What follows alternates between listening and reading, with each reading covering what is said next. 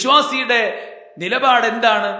അള്ളാഹും റസൂലും ഒരു കാര്യം വിധിച്ചാൽ ഇദാ ഖദല്ലാഹു വറസൂലുഹു അംറ, അള്ളാഹും റസൂലും ഒരു കാര്യം വിധിച്ചു കഴിഞ്ഞാൽ പിന്നീട് അതായിരിക്കും അവന്റെ നിലപാട്.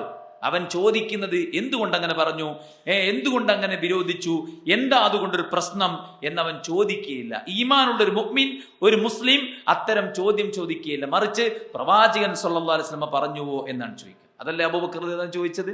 ഇസ്രാ മിഅ്റാജ് സംഭവിച്ചു എന്ന് പറഞ്ഞപ്പോ അല്ലെ, മുഹമ്മദിന് ഭ്രാന്ത് മൂത്തു എന്ന് പറഞ്ഞപ്പോൾ ഒറ്റ രാത്രി കൊണ്ട് മക്കയിൽ നിന്ന് ബൈത്തുൽ മുഖദ്ദസിൽ പോയി എന്നും അതേ രാത്രി കൊണ്ട് ആകാശാരോഹണം നടത്തി 7ാം ആകാശത്തിനപ്പുറത്ത് പോയി പടച്ചറബുമായി സംസാരിച്ച് അതേ രാത്രിയിൽ തന്നെ മസ്ജിദുൽ അഖ്സയിൽ വന്നിറങ്ങി മസ്ജിദുൽ ഹറമിലേക്ക് തിരിച്ചെത്തി എന്ന് പറഞ്ഞതിനെ മക്കാ മുശ്രിക്കുകൾ വലിയ ഭ്രാന്തായിട്ട് ചിത്രീകരിച്ചപ്പോൾ അബൂബക്കർ സിദ്ദീഖ് റളിയല്ലാഹു എന്താ ചോദിച്ചത്?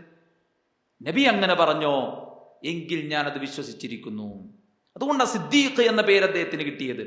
അതുകൊണ്ട് തന്നെ നമ്മുടെ പടച്ചറബിലുള്ള വിശ്വാസവും ആ പടച്ചറബിനോട് നമ്മൾ പാലിക്കേണ്ട ആദാബുകളും നമ്മുടെ ജീവിതത്തിൽ നാം കൃത്യമായിട്ട് പാലിച്ച് അള്ളാഹു കൽപ്പിച്ചത് പ്രാവർത്തികമാക്കി അള്ളാഹു വിലക്കിയത് ജീവിതത്തിൽ നിന്ന് മാറ്റിവെച്ച് അവൻ നമുക്ക് നൽകുന്ന പരീക്ഷണങ്ങളിൽ തൃപ്തിയോടുകൂടെ ക്ഷമയോടുകൂടെ മുന്നോട്ട് പോയി പടച്ചറബ് നമുക്ക് നൽകുന്ന റഹ്മത്തിൽ നിഅമത്തിൽ അനുഗ്രഹങ്ങളിൽ ശുക്ർ കാണിച്ച് നമുക്ക് മുന്നോട്ട് പോകാൻ സാധിച്ചു കഴിഞ്ഞാൽ സുഹൃത്തുക്കളെ, നമ്മുടെ വ്യക്തിത്വത്തിന്റെ ഒന്നാമത്തെ ഭാഗം ക്ലിയറാണ്.